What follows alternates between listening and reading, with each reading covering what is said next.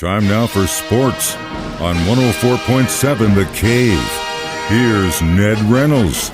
Mike, the intern, Ned Reynolds, in the studio on a Wednesday morning. I usually am not one to toot his own horn when I say I told you so, but I just had a feeling after the Rashee Rice thing happened in Texas, also understanding how due process works, the legal system goes, and how backed up they are, that the suspension from the NFL might not come this season because, in all honesty, they might not go through the due process in the legal system. Well, the question is that it might not. True. And if it doesn't, and Rashee Rice is allowed to play, I think that would send a totally wrong message to the public from the NFL. And the NFL is taking diligence in making themselves politically correct with the public. I don't think the public would respond very well to that at all. What's it tell kids? You can get away with anything? And you're right, the way the system works, the NFL's protocol is not to unleash their punishment on a player until after the state or the feds or whatever the case might be have issued theirs. And you're right, the system is completely backed up. There's no trial date set yet for Rashee Rice. So yeah, that possibility exists. I think it would be wrong if it did, but in fact it may happen. Well, that's just the way it goes, at least in this system we call the justice system. Sometimes you got to wait until that happens. But I guarantee except you, that the NFL's is arbitrary. They make that choice. They could impose it before. Oh, they could too. And it's interesting how if it had to do with, let's say gambling, he was gambling against other teams, he'd be gone already. Hey. They wouldn't be waiting for no legal process. So yeah, I see both sides. But again, if that's the policy, that's the policy, and that's the way they decide it. So we'll see what happens. But he will eventually serve some sort of suspension. Has to. Just probably not this year. One of baseball's big guns is not going to be playing for a while, and you hate to see this so early in the season. Mike Trout, and he is really the Los Angeles Angels at the moment now that Shohei Ohtani is a Dodger.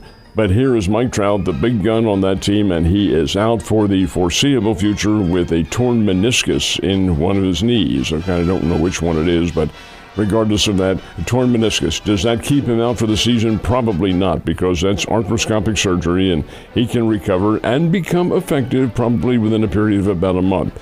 But for that time period, Trout will probably be on the sidelines in the dugout. It's almost an office procedure anymore when they do that meniscus repair. But be that as it may, Trout won't be an Angel at least for a while, and certainly hurts their franchise completely because he's what they pay to see. He is what they pay to see and what they pay to play as well. Unfortunate, like I said, this early in the season. Speaking of baseball, though, the MSU Bears visited the Razorbacks down south yesterday. How'd they do? Played an evening game down in Fayetteville at Baum Stadium, and Arkansas wins by a score of 12-7. Arkansas is the number 2 team in America. They were up on the Bears 9-0. That's hardly a surprise. You had a feeling that game and maybe today's game would be relatively high scoring. The Bears can score on anybody. They have a really potent offense, as witnessed by the fact they were behind 9-0 and came back to make a 12-7 game out of it. It is a loss.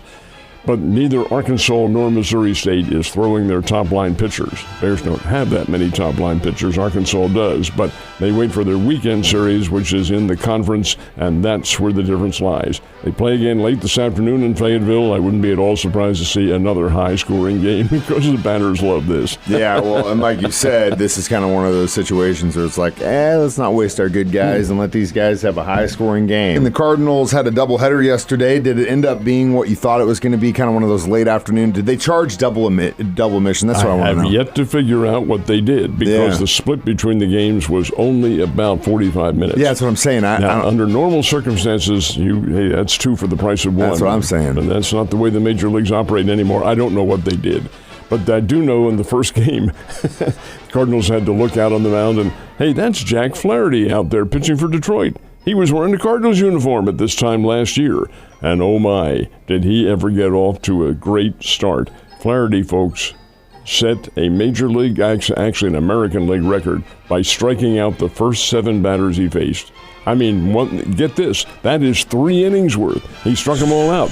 He ended up with 14 strikeouts, but lost the game. He didn't lose. It was the relief corps. Detroit had a 1-0 lead going into the 9th inning. The Cardinals scored 2 runs in the top of the 9th and win the game. That's the first game, 2-1. Second game, Detroit came back. Actually, Detroit surrendered a 4-0 lead. Cardinals came back, took a lead, but then a guy named Wenceel Perez, with whom I'm not familiar, hit a couple of home runs in the game, and the Detroit Tigers won that second game 11-6. So they did have a split at Comerica Park, and they play again this afternoon. And hopefully the weather stays okay for them so they can get the hell out of Detroit. How did the Royals do yesterday? Royals and the Springfield Cardinals both playing, and both won.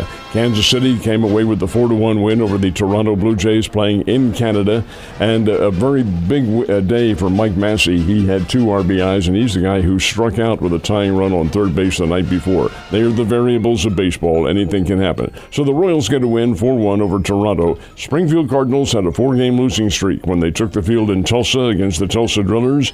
The Drillers are the Los Angeles Dodgers AA Farm Club, and the Springfield Cardinals waxed them 6-1 was the final score, and that's a nice win for the Springfield Ball Club. They get a win, 6-1, and indeed break that 4-game losing streak. They now are 15-7 on the year. Yeah, now to get that train rolling in the right direction. How about basketball and hockey? They're both in the playoffs. And we are indeed, and we'll go through the NBA first with the Philadelphia 76ers beat the New York Knicks at Madison Square Garden in overtime. Milwaukee Bucks won, and the Cleveland Cavaliers held off the very pesky Orlando Magic by 1 point. Those series still going on. In the Stanley Cup, Toronto Maple Leafs upset Boston in Boston.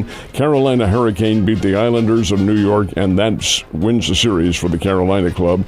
Colorado Avalanche beat the Winnipeg Jets, and that wins the series for the Colorado Avalanche. And the Nashville Predators came off their backsides after a really devastating loss of 2 days ago and beat the Vancouver Canucks in Vancouver. That series continues. Ned, you have a wonderful Wednesday, and I will see you tomorrow.